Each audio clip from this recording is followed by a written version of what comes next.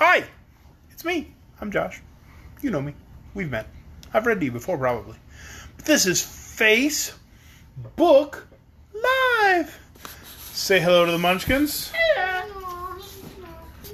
Munchkin number 2 is waving his arm frantically. There he is. Alright. I got Dos Munchkins with me this evening. And they are ready for Chapter 12 of Ozma of Oz. Last time we read, our heroes had gone down to the palace of the Gnome King, who looks and sounds surprisingly like Santa. I don't know why. But they found out that the Queen of Ev and her 10 children had all been transformed into like ornaments or little pieces of knick-knack and stuff all around the palace of the Gnome King. And the children are going to stop fighting over stuff right now, or they're going to go to bed. Are there? Stop. Sit properly. Okay.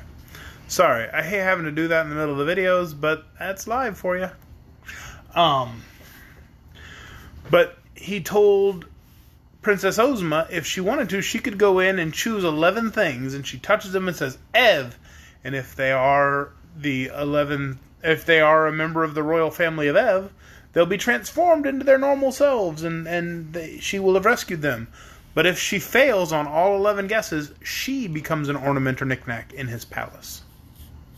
So let's see if she's going to take up the challenge tonight. I think she's probably going to, because this is Chapter 12, and it's called The 11 Guesses. Hearing this condition imposed by the Gnome King, Ozma became silent and thoughtful, and all her friends looked at her uneasily. "Don't you do it," exclaimed Dorothy. "If you guess wrong, you'll be enslaved yourself." "But I shall have 11 guesses," answered Ozma. "Surely I ought to guess one object in 11 correctly. And if I do, I shall rescue one of the royal family and be safe myself. Then the rest of you may attempt it, and soon we shall free all those who are enslaved." "What if we fail?" inquired the Scarecrow. "I'd look nice as a piece of bric-a-brac, wouldn't I?" "We must not fail," cried Ozma courageously. "Having come all this distance to free those poor people would be weak and cowardly in us to abandon the adventure. Therefore I will accept the Gnome King's offer and go at once into the royal palace." "Come along then, my dear," said the king, climbing down from his throne with some difficulty because he was so fat. "I'll show you the way." He approached a wall of the cave and waved his hand. Instantly an opening appeared, through which Ozma, after a smiling farewell to her friends, boldly passed. She found herself in a splendid hall that was more beautiful and grand than anything she had ever beheld. The ceilings were composed of great arches that rose far above her head, and all the walls and floors were of polished marble, exquisitely tinted in many colors. Thick velvet carpets were on the floor, and heavy silken draperies covered the arches leading to the various rooms of the palace. The furniture was made of rare old woods, richly carved and covered with delicate satins. The entire place was lighted by a mysterious rosy glow that seemed to come from no particular place, but flooded each apartment with soft and pleasing radiance. Ozma passed from one room to another, greatly delighted by all she saw. The lovely palace had no other occupant, for the Gnome King had left her at the entrance, which closed behind her, and in all the magnificent rooms there appeared to be no other person. Oh, I'm sorry. That's why you tune in for the yawns, right? Upon the mantels, and on many shelves and brackets and tables, were clustered ornaments of every description, seemingly made out of all sorts of metals, glass, china, stones, and marbles. There were vases and figurines of men and animals, and graven platters and bowls, and mosaics of precious gems, and many other things. Pictures, too, were on the walls, and the underground palace was a museum of rare and curious and costly objects. After her first hasty examination of the rooms, Ozma began to wonder which of all the numerous ornaments they contained were the transformations of the royal family of Ev. There was nothing to guide her, for everything seemed without a spark of life, so she must guess blindly. And for the first time the girl came to realize how dangerous was her task, and how likely she was to lose her own freedom in striving to free others from the bondage of the Gnome King. No wonder this cunning monarch laughed good-naturedly with his visitors, when he knew how easily they might be entrapped. But Ozma, having undertaken the adventure, would not abandon it. She looked at a silver candelabra that had 10 branches and thought, "This may be the Queen of Ev and her 10 children." So she touched it and uttered aloud the word Ev, as the Gnome King had instructed her to do when she guessed. The candelabra remained as it was before. Then she wandered into another room and touched a china lamb, thinking it might be one of the children she sought. But again she was unsuccessful. 3 guesses, 4 guesses, 5, 6, 7, 8, 9, and 10 she made, and still not one of them was right.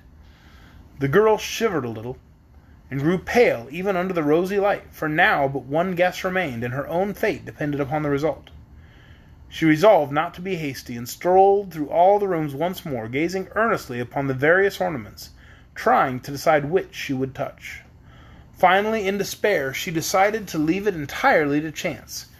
She faced the doorway of her room, shut her eyes tightly, and then, thrusting aside the heavy draperies, she advanced blindly with her right arm outstretched before her. Slowly, softly, she crept forward until her hand came in contact with an object upon a small round table. She did not know what it was, but in a low voice she pronounced the word, Ev. The rooms were quite empty of life after that. The Gnome King had gained a new ornament, for upon the edge of the table rested a pretty grasshopper that seemed to have been formed from a single emerald. It was all that remained of Ozma of Oz. In the throne room just beyond the palace, the Gnome King suddenly looked up and smiled. "Next!" he said in his pleasant voice. Dorothy, the Scarecrow, and the Tin Woodman, who'd been sitting in anxious silence, each gave a start of dismay, and stared into one another's eyes. "Has she failed?" asked Tick-Tock. "So it seems," answered the little monarch cheerfully. "But that's no reason one of you should not succeed. The next may have 12 guesses instead of 11, for there are now 12 persons transformed into ornaments. Well, which of you goes next?" "I'll go," said Dorothy. "Not so," replied the Tin Woodman. "As commander of Ozma's army, it is my privilege to follow her and attempt her rescue." "Away you go, then," said the Scarecrow. "But be careful, old friend." "I will," promised the Tin Woodman. Then he followed the Gnome King to the entrance to the palace, and the rock closed behind him.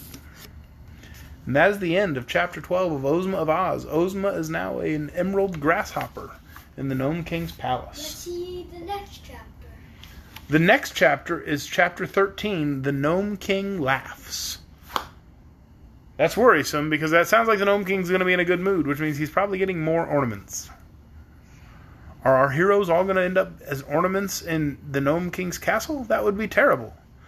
I got 11 other books to read after this, and if it's just about people standing around in the castle looking pretty, I'm going to be very annoyed. So, let's hope for a positive outcome. Next time on Facebook Live, 8 o'clock tomorrow night. Join us. Munchkins, you want to say goodnight? Yeah. Good night. Good night. I think only... You know the Tin Woodman? I think he's gonna laugh. Because he's gonna turn into one ornament. You think the Woodman's going to turn into an ornament next chapter? Alright, say goodnight. Good night. Tin Woodman is going to turn into... Arthur, you're supposed to say goodnight, not give predictions. Ornaments.